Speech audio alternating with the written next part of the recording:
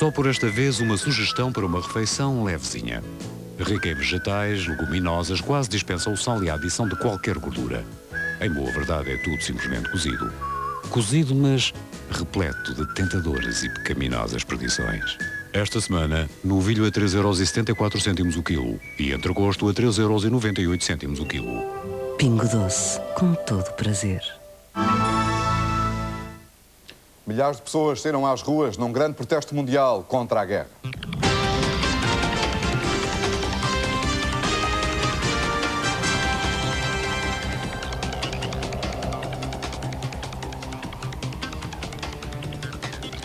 Boa noite. Centenas de milhares de pessoas nos 5 continentes estão nas ruas no maior protesto contra uma possível guerra no Iraque. Manifestações saíram às ruas em cidades dos Estados Unidos, Japão, Reino Unido, França, Rússia, Síria, Egito e noutros países.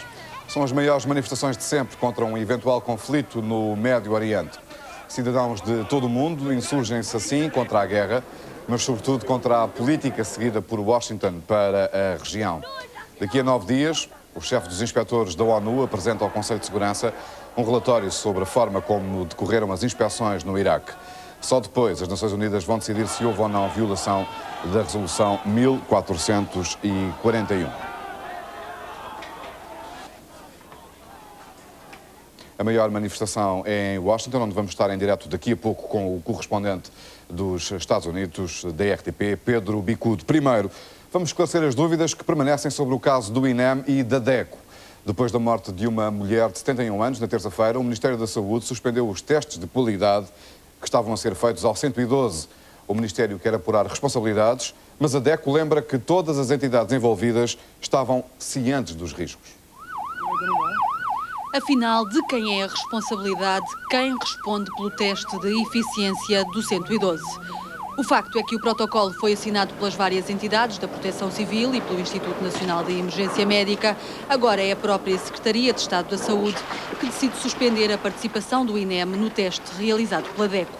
Uma decisão tomada depois da morte de Guilhermina Oliveira, uma idosa de 71 anos que, por causa de uma chamada falsa para o 112, não foi socorrida pela emergência médica. Não está feita a demonstração de que esta senhora, cuja morte obviamente todos lamentamos, não está feita a demonstração de que ela não teria ocorrido se não tem havido a chamada simulada. Mas a dúvida isso vai é extremamente ficar toda a importante. vida. Naturalmente que a dúvida fica. As dúvidas dão lugar a certezas quando se fala na falta de meios. A defesa do consumidor relembra que 85% das chamadas para o 112 são falsas e que este incidente permite concluir que o sistema funciona mal. Isto é a demonstração de que há falta de meios. Ou é a demonstração de que há uma falta qualquer de intercoordenação. Mas note, a DECO em si não é especialista desta matéria. Por isso que a DECO foi justamente assinar um protocolo com entidades entre as quais o INEM, o INEM, é que conhece a situação no terreno. A participação do INEM no teste fica suspensa pelo menos até terça-feira. A DECO admite a necessidade de rever os procedimentos, mas defende a continuação do estudo. Continuo a considerar que este teste é da maior importância, esta aferição é essencial e Portugal, os portugueses e as pessoas que visitam Portugal têm muito a ganhar com isso, porque se calhar, se levarmos o teste até ao fim, não vamos ganhar uma vida ou duas, vamos conseguir ganhar 30, 40 ou várias centenas. O teste, que foi pedido pela Comissão Europeia e está a decorrer noutros países, tem por objetivo uniformizar o funcionamento dos serviços de emergência dos 15. Deveria terminar no final de fevereiro.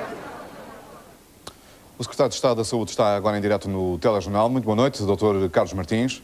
Boa noite. Há aqui um conjunto de dúvidas que precisa ainda de ser esclarecido. Eu gostava de começar por lhe perguntar porquê é que se desvia um carro de emergência que vai socorrer uma pessoa em paragem cardíaca para resolver um outro acidente que poderia ter sido verdadeiro?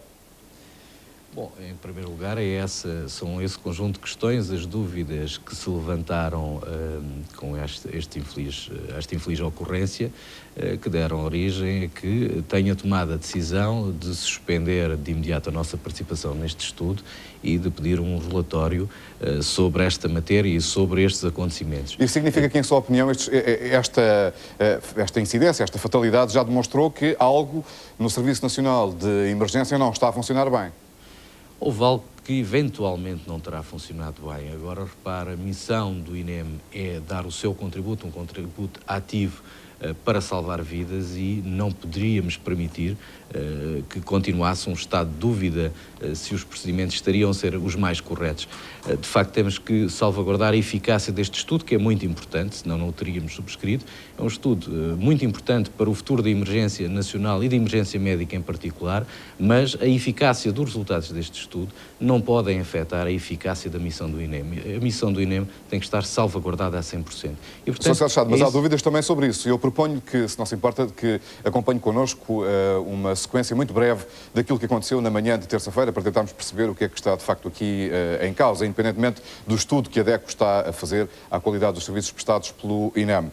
Muito rapidamente, então, recordando o que aconteceu na manhã de terça-feira passada, às 9h25 da manhã, há uma chamada de emergência para os bombeiros voluntários dos Carvalhos, dizendo que uma senhora de 71 anos, na freguesia de Pedroso, sofreu uma paragem cardíaca.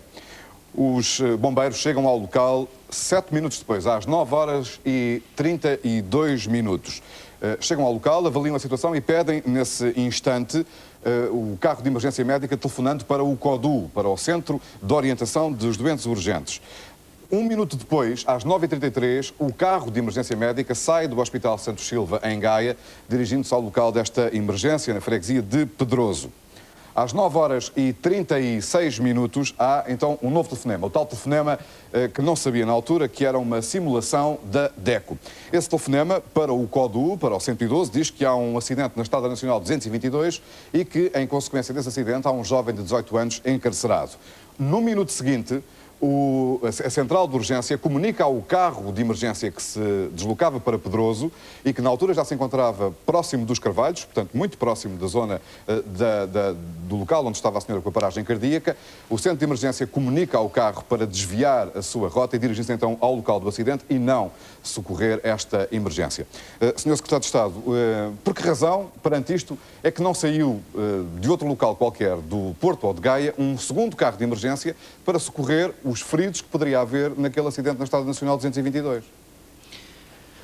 Repara, anualmente os CODUs recebem cerca de 600 mil chamadas. São 600 mil decisões que são tomadas. Naturalmente que, perante esta situação, foram tomadas decisões. Houve aqui um conjunto de decisões. Sobre as mesmas, só depois de verificar o resultado do relatório que pedi, depois de analisar os factos, é que irei naturalmente pronunciar. Mas parece um procedimento normal, até do ponto de vista clínico, que havendo uma paragem cardíaca, que se impeça ao carro de emergência de chegar ao local dessa emergência? Uma paragem cardíaca.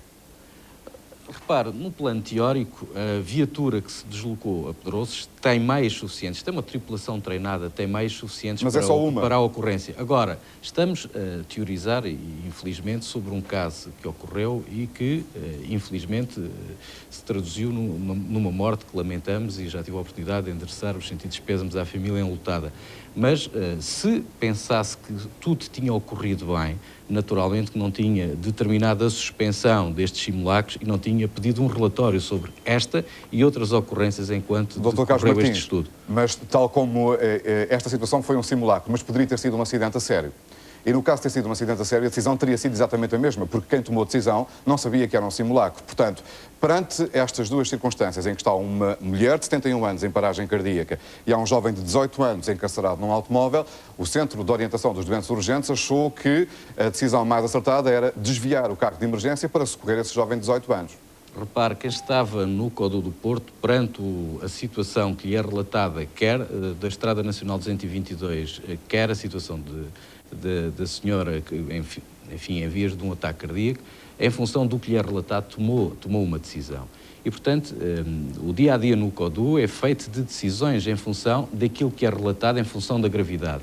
Seguramente que quem tomou a decisão de deslocar a viatura para a Estrada Nacional 222 foi na certeza de que era necessário a viatura médica de emergência e reanimação no acidente e os outros meios que tinham sido acionados para Pedroso seriam suficientes para o caso. Os bombeiros é que tinham feito a chamada de emergência para o 112, Sr. Secretário de Estado. Portanto, os bombeiros estavam no local e não tinham meios para reanimar ou para socorrer a pessoa que estava em paragem cardíaca.